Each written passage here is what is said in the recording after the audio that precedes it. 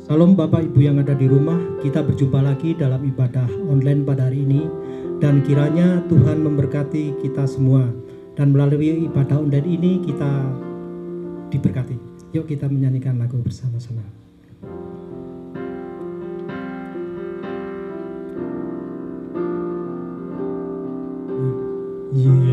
Yesus kami puja, kami sembah sebagai Raja, berdiri di tengah kami,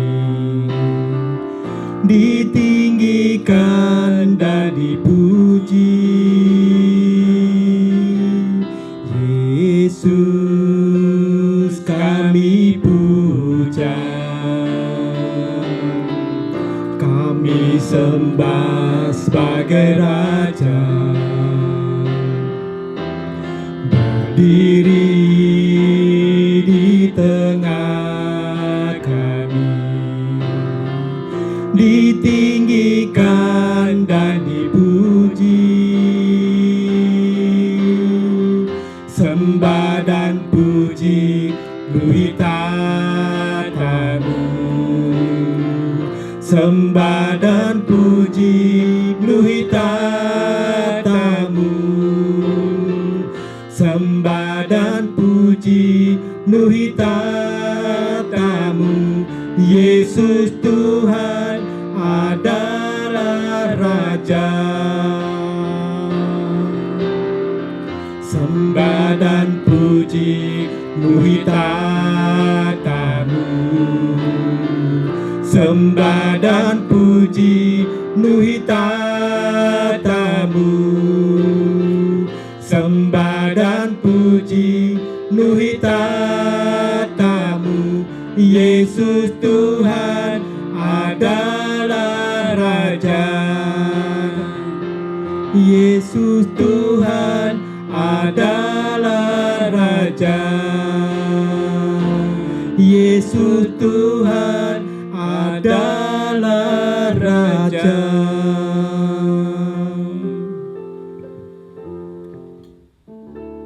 Salam Bapak Ibu, apakah ada sukacita di dalam hati kita? Ada damai sejahtera? Marilah kita menyanyikan lagu Hanya Yesus Jawaban Hidupku.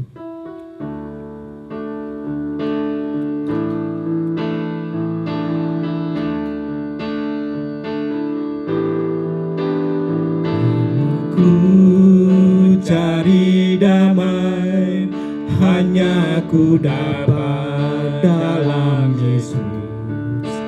Kalau ku cari ketenangan, hanya ku temui di dalam Yesus. Tak satu pun dapat menghiburku, tak seorang pun dapat menolongku. Hanya Yesus jawaban hidupku. Kalau ku cari damai, kalau ku cari damai, hanya ku dapat dalam Yesus. Kalau ku cari ketenangan, hanya ku temui di dalam Yesus.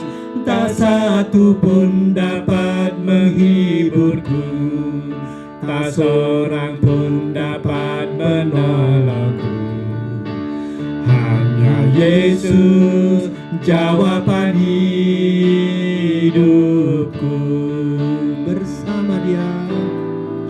Bersama Dia hatiku damai, walau dalam lembah kegelapan.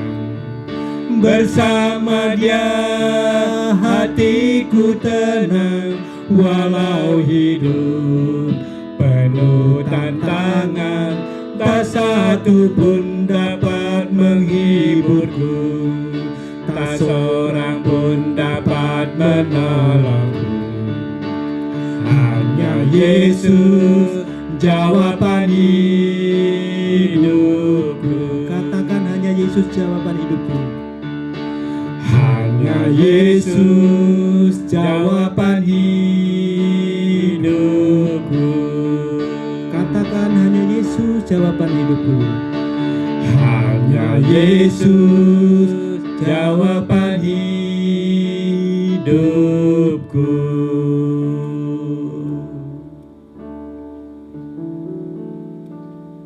Selamat pagi, Opa Oma yang saya kasih dalam Tuhan Yesus Kristus.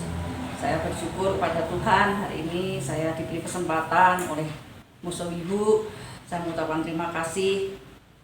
Saya boleh menyampaikan kebenaran firman Tuhan di Usinda GKBJ Taman Kencana.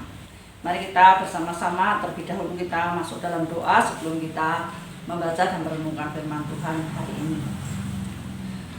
Tuhan, terima kasih Engkau sudah memimpin kami sampai pada hari ini. Kami boleh bersama-sama kembali untuk bersekutu, beribadah di Usinda ini Tuhan. Berkati waktu ini ketika kami akan membaca dan merenungkan firman Tuhan. Kami serahkan semuanya ke dalam tangan Tuhan. Tuhan pakai hamba-Mu, urapi dia Tuhan, untuk boleh men-sharingkan kebenaran firman-Mu. Dalam nama Tuhan Yesus kami berdoa. Amin. Hari ini saya ingin membahas satu tema, yaitu tetap berkarya di masa tua. Mari kita bersama-sama membuka Alkitab kita dari Mazmur pasalnya 92 ayat 13 sampai ayat yang ke-16. Mazmur 92 ayat 13 sampai ayat 16. Demikian bunyi firman Tuhan.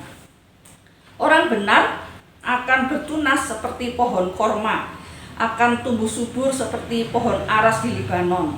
Mereka yang ditanam di bait Tuhan akan bertunas di pelataran Allah kita. Pada masa tua pun mereka masih berbuah, menjadi gemuk dan segar, untuk memberitakan bahwa Tuhan itu benar, bahwa Ia gunung batuku dan tidak ada kecurangan padanya. Berbahagia setiap kita yang membaca dan merenungkan firman Tuhan dan melakukan dalam hidup kita sehari-hari. Nah, Opa Oma, ada sebuah pernyataan yang mengatakan begini. Menjadi tua itu pasti, tetapi menjadi dewasa itu adalah sebuah pilihan. Nah, kita semua ini pasti akan menjadi tua. Tidak ada seorang pun yang tidak menjadi tua. Kita semua pasti akan menjadi tua. Dan tidak bisa dipungkiri bahwa ketika kita sudah memasuki usia tua, pasti fisik kita juga akan berubah. Kita tidak sekuat ketika kita masih muda dulu. Nah, di dalam bahasa Jawa ada yang menggambarkan tentang sikon seorang yang sudah memasuki masa tua. Nah, mereka menggambarkan kondisi di masa tua itu dengan singkatan 5B. Apa itu 5B? Nah, B yang pertama itu adalah budek, saudara. Budek itu artinya apa? Pendengaran kita sudah semakin berkurang. Lalu B yang kedua adalah lawur. Lawur itu apa? Penglihatan kita juga semakin berkurang. Saya aja sekarang kalau baca Alkitab seringkali sudah tidak terlalu bisa melihat dengan jelas karena sudah semakin tua begitu. Nah, terus B yang ketiga itu beser. Beser itu apa? Beser itu seringkali sedikit-sedikit, sebentar-sebentar ke kamar mandi buang air kecil begitu. Makanya saya sebelum COVID dulu kalau bawa opa oma saya dari gereja mau pergi misalnya kemana begitu ya, pergian Padang kayak atau apa begitu, saya sering ngomong sama mereka sebelum berangkat, ayo siapa yang mau ke kamar mandi dulu begitu. Nanti kalau sudah sampai saya juga bilang lagi begitu ya, ayo sebelum mulai ke kamar mandi dulu siapa begitu. Mereka berdiri semua ke kamar mandi. Nah, itu usia tua, seringkali kita beser katanya. Lalu yang keempat itu B yang keempat itu bingung. Seringkali setelah kita menjadi tua, kita akan menjadi bingung begitu ya. Dulu almarhum papa saya juga begitu. Kalau dia pergi dari rumah, pengen jalan-jalan begitu ya, seringkali tidak bisa pulang. Bingung dia, mau pulang itu tidak tahu jalan kemana begitu. Jadi seringkali sama tetangga dianterin pulang. Nah seperti itu, kondisi orang tua itu seperti itu. Dan B yang terakhir yaitu bablas. Apa artinya? Berarti kita siap untuk dipanggil Tuhan pulang ke rumah Bapak. Nah orang bahasa Jawa ini menggambarkan sikon di masa tua itu dengan 5B, yaitu dek, ngawur, geser, bingung, dan bablas. Nah inilah kondisi yang dialami oleh orang tua. Nah masa tua seringkali membuat kita merasa tidak berharga lagi. Kita merasa tidak dihargai lagi, kita tidak berharga dan kita tidak bernilai lagi. Tapi benarkah demikian? Apakah ketika kita sudah tua, kita sudah mulai pendengaran berkurang, penglihatan berkurang, semuanya berkurang, apakah kita tidak bisa berkarya lagi? Banyak orang-orang yang memulai karyanya justru di masa tua. Opa Oma pasti pernah melihat ya KFC. Nah, itu didirikan oleh siapa? Oleh seorang yang bernama Sanders. Nah, dia itu pendiri KFC dan dia kapan memulai usahanya? Ketika dia berusia 66 tahun. Luar biasa ya, 66 tahun dia mulai usahanya. Lalu mungkin kita juga pernah melihat di mana-mana McD ya. Nah, McD itu didirikan oleh siapa? Oleh seorang yang bernama Ray Kroc. Nah, orang ini memulai usahanya pada usia berapa? 52 tahun. Lalu satu contoh lagi. Kita mungkin pernah mendengar seorang presiden Amerika yang bernama Ronald Reagan. Dia menjadi presiden di usia berapa? 72 tahun. Jadi masa tua tidak menghalangi seseorang untuk bisa tetap berkarya, untuk tetap bisa melakukan sesuatu. Usia tua tidak boleh menghalangi kita untuk tetap berkarya. Nah, nas yang kita baca tadi, pemazmur itu menjelaskan secara garis besar begitu, bahwa orang yang hidup benar dan dekat dengan Tuhan, dia itu seperti pohon korma yang subur begitu ya, dia seperti ditanam di bait Tuhan begitu. Dan dikatakan di sana bahwa sampai masa tua pun dia akan tetap berbuah, dia akan tetap bisa berkarya, dia tetap bisa memuliakan Tuhan. Pemazmur mengatakan, tidak usah khawatir dengan masa tua.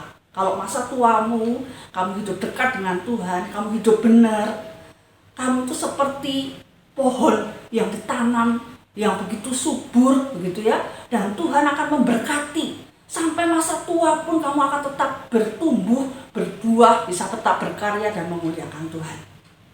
Nah, lalu apa yang bisa dikaryakan di masa tua kita? Apa yang bisa kita lakukan untuk Tuhan di masa tua kita?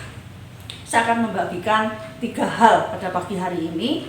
Yang pertama, kita bisa berkarya di masa tua untuk menjadi apa?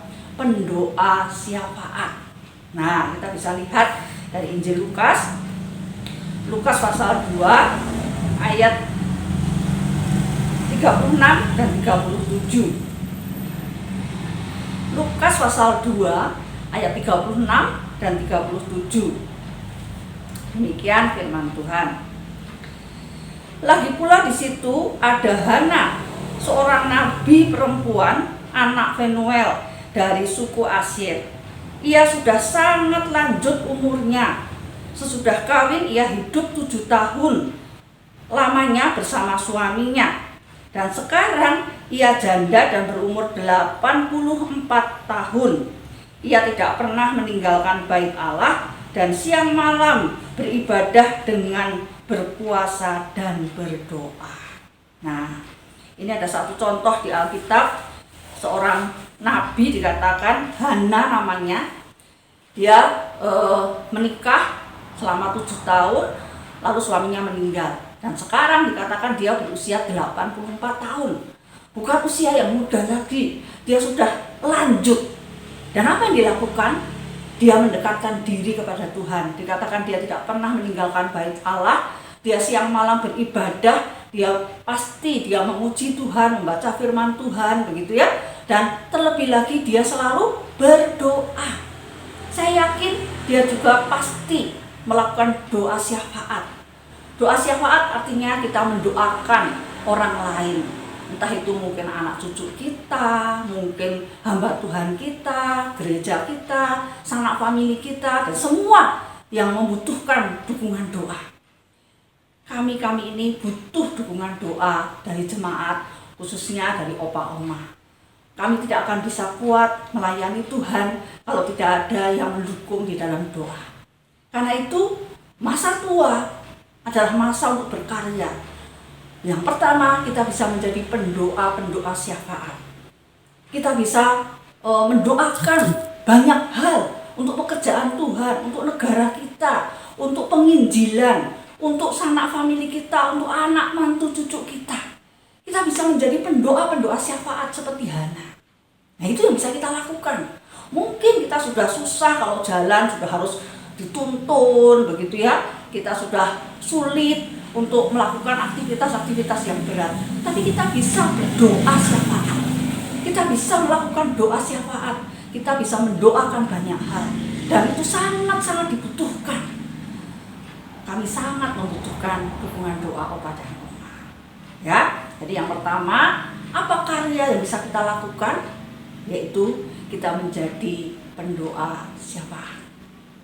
Lalu yang kedua, apa sih yang bisa dilakukan oleh orang yang sudah lanjut usia, orang yang sudah tua? Apa yang bisa dilakukan? Yang kedua, kita itu bisa menjadi penasehat. Nah, kita bisa lihat ayatnya dari Keluaran 18, mulai ayat yang ke-13. Keluaran 18, ayat 13 sampai ayat 24. Saya akan membacakannya, ya. Keluaran 18, ayat 13 sampai ayat 24, demikian bunyi firman Tuhan. Keesokan harinya, duduklah Musa mengadili di antara bangsa itu. Dan bangsa itu berdiri di depan Musa dari pagi sampai petang. Ketika mertua Musa melihat segala yang dilakukannya kepada bangsa itu, berkatalah ia, "Apakah ini yang kau lakukan kepada bangsa itu? Mengapakah engkau seorang diri saja yang duduk, sedang seluruh bangsa itu berdiri di depanmu dari pagi sampai petang?" Kata Musa kepada mertuanya itu, "Sebab bangsa ini datang kepadaku untuk menanyakan petunjuk Allah. Apabila ada perkara di antara mereka, maka mereka datang kepadaku dan aku mengadili antara yang seorang dan yang lain. Lagi pula aku memberitahukan kepada mereka ketetapan-ketetapan dan keputusan-keputusan Allah." Tetapi mertua Musa menjawabnya, "Tidak baik seperti yang kau lakukan itu. Engkau akan menjadi sangat lelah, baik engkau, baik bangsa yang beserta engkau ini. Sebab pekerjaan ini terlalu berat bagimu, takkan sanggup engkau melakukannya seorang diri saja. Jadi sekarang dengarkanlah perkataanku. Aku akan memberi nasihat kepadamu, dan Allah akan menyertai engkau. Adapun engkau, wakililah bangsa itu di hadapan Allah, dan kau hadapkanlah perkara-perkara mereka kepada Allah. Kemudian haruslah engkau mengajarkan kepada mereka ketetapan-ketetapan dan keputusan-keputusan, dan memberitahukan kepada mereka jalan yang harus dijalani dan pekerjaan yang harus dilakukan. Di samping itu, kau carilah dari seluruh bangsa itu orang-orang yang cakap dan takut akan Allah, orang-orang yang dapat dipercaya dan yang benci kepada pengejaran suap. Tempatkanlah mereka di antara bangsa itu menjadi pemimpin 1.000 orang, pemimpin 100 orang, pemimpin 50 orang, dan pemimpin 10 orang. Dan sewaktu-waktu mereka harus mengadili di antara bangsa, maka segala perkara yang besar haruslah dihadapkan mereka kepadamu. Tapi segala perkara yang kecil diadili mereka sendiri. Dengan demikian, mereka meringankan pekerjaanmu, dan mereka bersama-sama dengan engkau turut menanggungnya.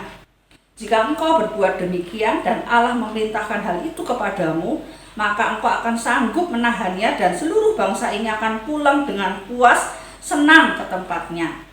Musa mendengarkan perkataan mertuanya itu, dan dilakukannya segala yang dikatakannya. Nah, Opa Oma ini kisahnya ketika Musa sudah membawa bangsa Israel keluar dari Mesir. Di suatu tempat Musa itu dikunjungi oleh mertuanya yang namanya Yitro. Nah, ketika Yitro itu datang, dia melihat bagaimana Musa itu, orang Israel itu ribuan ada di depan dia begitu. Mau apa? Mau minta nasihat, mau minta petunjuk begitu. Ada yang punya masalah pengen dibereskan begitu. Nah, jadi mertuanya Musa ini melihat hal itu tuh kurang efektif begitu ya. Lalu Yitro itu bilang sama Musa, "Nggak baik yang kamu lakukan ini. Kalau kamu seperti ini, kamu akan terlalu lelah, terlalu capek. Kamu nggak bisa melakukan ini seorang diri. Dan bangsa itu juga nggak akan puas. Mereka akan berdiri di depan dari pagi sampai petang. Belum tentu kamu bisa menyelesaikan 100 orang, padahal yang ada di depan itu ribuan orang begitu." Jadi sekarang dengarkanlah nasihatku, kata Yitro kepada Musa. Kamu harus memilih orang-orang yang takut akan Tuhan. Orang-orang yang hidupnya baik, rohaninya baik. Nah, kamu pilih di antara mereka itu pemimpin 1000 orang, pemimpin 100 orang, pemimpin 50 orang, dan pemimpin 10 orang. Nah, jadi kalau mereka punya perkara-perkara yang kecil, mereka bisa menyelesaikannya sendiri. Kalau mereka punya perkaranya besar, tidak bisa menyelesaikan, baru mereka datang kepadamu. Jadi kamu tidak terlalu lelah, dan bangsa itu juga merasa puas karena mereka bisa terlayani semuanya.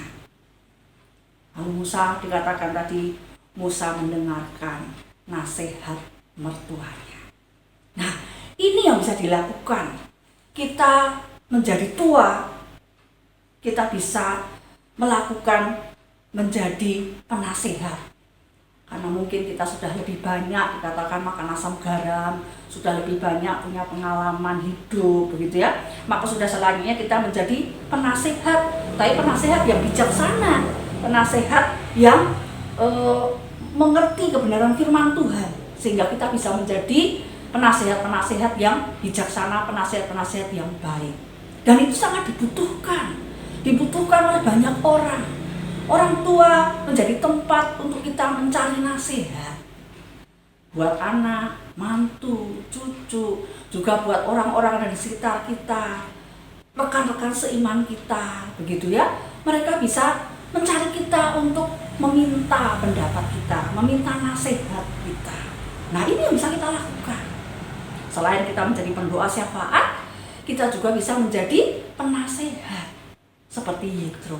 Orang yang sudah tua, dia bisa menasihati Musa menantunya, dan Musa pun menuruti nasihat Yitro sehingga pelayanan itu bisa berjalan dengan baik.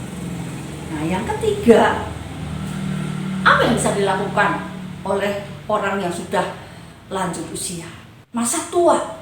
Apa yang bisa kita lakukan? Selain berdoa syafaat, selain kita menjadi penasehat, kita masih bisa tetap melayani Tuhan. Dengan apa? Dengan keterampilan yang kita miliki, yang Tuhan berikan kepada kita. Nah, ini ada sebuah kisah begitu ya. Ini kisah nyata. Di Inggris ada seorang wanita bernama Sheila Thompson. Dia umurnya 105 tahun. Terus apa yang dia lakukan? Umur 105 tahun tapi dia masih bisa nyetir mobil. Lalu apa yang dia kerjakan? Setiap minggu Oma Sheila ini menjemput teman-teman lansianya begitu. Untuk diajak kemana? Diajak ke gereja. Dan setelah selesai gereja, dia akan mengantarkan orang-orang yang sudah lanjut usia ini pulang ke rumahnya masing-masing. Dia masih bisa nyetir. Makanya ketika umur 101 tahun dikatakan dia mau memperpanjang SIM-nya, dia wanti-wanti, dia bilang sama orang yang mengurusnya begitu ya. Dia bilang, "Tolong ya, jangan saya dipersulit untuk memperpanjang SIM saya." Karena apa? Dia cerita bahwa setiap minggu dia itu menjemput orang-orang yang lanjut usia itu untuk dibawa ke gereja untuk beribadah bersama-sama. Nah, itu yang bisa dilakukan. Dia punya keterampilan, keahlian, dia masih bisa nyetir, masih diberi kekuatan, kesehatan oleh Tuhan. Makanya dia bisa melayani Tuhan dengan cara apa? Membawa para lansia itu datang ke gereja untuk beribadah. Luar biasa ya, 105 tahun, tapi dia masih kuat, dia masih sehat, dia diberi kemampuan untuk bisa nyetir mobil begitu, sehingga dia bisa membawa, menjemput para lansia itu untuk datang ke gereja. Nah, satu contoh lagi, kita bisa melayani Tuhan lewat keterampilan yang kita miliki. Kami di GKBJ Bandung, kami punya seorang oma, namanya Oma Nenek. Dia umurnya sudah 73 tahun. Waktu kecil dia itu kena polio. Jadi dia tubuhnya tidak sempurna gitu ya. Tapi apakah dengan tubuh yang tidak sempurna dan sekarang sudah lanjut usia, apakah dia tidak bisa melakukan sesuatu untuk Tuhan? Oh, dia bisa melakukan sesuatu untuk Tuhan. Dia diberi keterampilan oleh Tuhan, dia tuh pinter buat pekerjaan-pekerjaan tangan gitu orang. Ya, jadi dia tuh pinter bikin pekerjaan-pekerjaan tangan gitu, entah dari kain, entah dari benang dirajut begitu, entah dari kertas begitu ya. Pokoknya dia diberi keterampilan oleh Tuhan dan itu dia gunakan untuk kemuliaan Tuhan. Dulu sebelum Covid, setiap kali gereja mengadakan Paskah, karena dulu kami masih bagi telur Paskah begitu ya. Nah, Oma inilah yang membuat tempat-tempat telur itu. Nah, saya akan tunjukkan hasilnya gitu ya. Nah, seperti ini. Oma ini dirajut, dibikin bentuk seperti kura-kura begitu ya. Lalu ini dari kain dibikin seperti kelinci begitu. Lalu ini keranjang dari kertas begitu ya. Ini semua isinya telur. Jadi waktu Paskah kita membagi telur itu dikasih tempatnya yang beraneka ragam seperti ini. Nah, luar biasa kan? Dia sudah tua tapi dia masih bisa berkarya untuk Tuhan. Dia bisa melakukan sesuai keterampilan yang Tuhan berikan. Nah, kalau Natal dia selalu membuat tempat lilin untuk candlelight.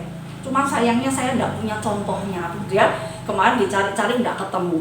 Nah, terakhir tahun 2019 sebelum Covid, dia membuat seperti ini. Nah, dia membuat hasil karya seperti ini. Seperti baju begitu. Ini tuh tempat tisu, Oma. Jadi tisunya ditaruh di dalam, terus kita bisa ambil dari sini. Nah, ini hasil karya dia. Kita kalau Natal itu bisa 100-an orang kira-kira yang datang. Jadi jauh-jauh hari dia sudah mempersiapkan diri. Ada jemaat kami yang membuat pakaian batik gitu ya. Jadi sisa-sisa kain batiknya itu dikasihkan ke Oma Neneng ini untuk dibuat beraneka ragam seperti ini, begitu ya. Dan dia bukan hanya membuat, tapi seperti pita, pernak-perniknya yang lain, itu seringkali dia keluar dari uang dia sendiri. Dia tidak minta anggaran dari gereja. Nah, jadi kita tidak usah merasa pesimis karena kita sudah tua. Tapi masa tua kita masih bisa tetap berkarya untuk Tuhan. Lewat apa? Menjadi pendoa syafaat, menjadi penasehat, dan kita bisa melayani Tuhan lewat keterampilan yang Tuhan berikan kepada kita masing-masing. Biarlah firman Tuhan hari ini boleh mendorong kita, sekalipun kita sudah tua, kita masih bisa tetap berkarya buat Tuhan. Tetaplah berkarya buat Tuhan di masa tua.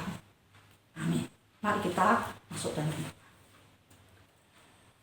Tuhan, terima kasih Engkau boleh membukakan kebenaran firman Tuhan buat kami pada pagi hari ini. Kami bersyukur Tuhan untuk usia tua yang Tuhan masih berikan, yang Tuhan masih percayakan. Kami seringkali merasa tidak berharga dan tidak berguna. Tapi kami tahu lewat kebenaran firman Tuhan hari ini, kami masih tetap bisa berkarya buat Tuhan. Kami bisa menjadi pendoa syafaat, kami bisa menjadi penasehat yang bijaksana, dan kami juga bisa melayani Tuhan lewat keterampilan yang Tuhan percayakan kepada setiap kami. Hamba-Mu sudah selesai berbicara, tapi biarlah firman Tuhan, Allah Roh Kudus yang terus berbicara, memeteraikan firman ini dalam hati kami masing-masing dan membuat setiap opa oma punya semangat untuk tetap berkarya buat Tuhan. Terima kasih Tuhan, terpujilah nama-Mu, dalam nama Tuhan Yesus kami berdoa. Amin. Terima kasih, Tuhan memberkati. Salam saudara-saudaraku kekasih dalam Tuhan. Kami mau menceritakan kebaikan Tuhan dalam keluarga kami. Ketika keluarga kami mengalami COVID pada tanggal 15 Juli yang lalu, awalnya saya yang mengalami gejala seperti flu biasa. Tapi sampai seminggu nggak baik-baik. Waktu itu saya masak rendang, saya mulai curiga kok nggak tercium aromanya. Lalu tanya Raymond, "Mon, ini ada tercium wangi nggak?" Kata Raymond, "Wangi gitu masa nggak kecium?" Siangnya Namcin pulang kerja, dia bilang nggak enak badan. Lalu kita berdua pergi ke rumah sakit Ciputra untuk tes. Dan ternyata hasilnya positif. Malamnya kita ke dokter Taman Palem. Ternyata obat yang kita tebus itu tidak lengkap. Hanya obat pilek, obat batuk, vitamin. Sedangkan obat antivirusnya dicari ke beberapa apotek kosong. Kemudian Alek tanya ke beberapa orang. Akhirnya Tuhan buka jalan. Ada saudara seiman yang suruh kita ke rumah sakit Kembangan. Di sana kita dicek darahnya, di ronsen. Kemudian dapat obat lengkap, gratis pula, puji Tuhan. Kemudian Alek dan Raymond juga tes. Awalnya saya berharap hasilnya tes itu negatif. Tapi kemudian saya mikir lagi, kalau negatif mereka harus mengungsi nih. Kalau mengungsi kan otomatis makannya saya pikir juga gimana. Tapi ternyata Tuhan tahu yang terbaik buat kami. Mereka berdua hasilnya ternyata positif. Jadi kami semua isolasi di rumah. Selama isolasi 10 hari saya nggak ke pasar. Biasanya tiap hari ke pasar. Jadi hari itu 10 hari saya nggak masak, cuma masak nasi. Sedangkan lauk-lauknya, kemudian buah-buahnya, camilannya, semua Tuhan sediakan melalui saudara-saudara seiman, melalui gereja, teman-temannya Namsin, temannya saya, temannya Alek Raymond. Pokoknya berkelimpahan sampai nggak habis makannya. Kadang apa yang tidak kita pikirkan itu Tuhan sediakan buat kita. Yang tidak kita rencanakan, mungkin ada masalah dalam hidup kita, tapi jangan takut, Tuhan pasti buka jalan. Itu yang kami rasakan dalam keluarga kami. Ketika ada masalah terjadi, Tuhan buka jalan. Jadi Tuhan itu tidak pernah merancangkan yang buruk untuk kita. Percayalah, Tuhan pasti sediakan yang terbaik untuk kita, anak-anaknya. Demikianlah kesaksian kami. Tuhan memberkati kita semua. Amin. Amin. Shalom Bapak Ibu yang dikasih Tuhan, kita bersyukur kepada Tuhan gathering usia indah bulan ini boleh terselenggara dengan baik. Kita sudah mendengar firman Tuhan yang disampaikan oleh Semu Mariati Lianingsih, yaitu Semu Lukas Jo dari GKBJ Bandung. Dan kita juga sudah mendengarkan kesaksian dari Pak Namsin dan Ibu Enlih. Mari kita akan akhiri gathering bulan ini, kita bersatu di dalam doa. Kami bersyukur Tuhan sudah menyertai gathering Usinda pada bulan ini ya Tuhan. Biarlah kami di masa tua kami tetap kami berbahagia. Di masa tua kami tetap boleh memuliakan nama Tuhan. Kami berdoa Tuhan untuk para ibu, para bapak, opa, omah yang ada. Kiranya Tuhan memberkati mereka satu persatu. Mari arahkan hatimu kepada Tuhan, terimalah berkat Tuhan. Kasih Allah Bapa menyertai opa, omah, bapak, ibu semua. Anugerah Tuhan Yesus Kristus dan penyertaan dari Roh Kudus menyertai dari sekarang sampai selama-lamanya. Amin.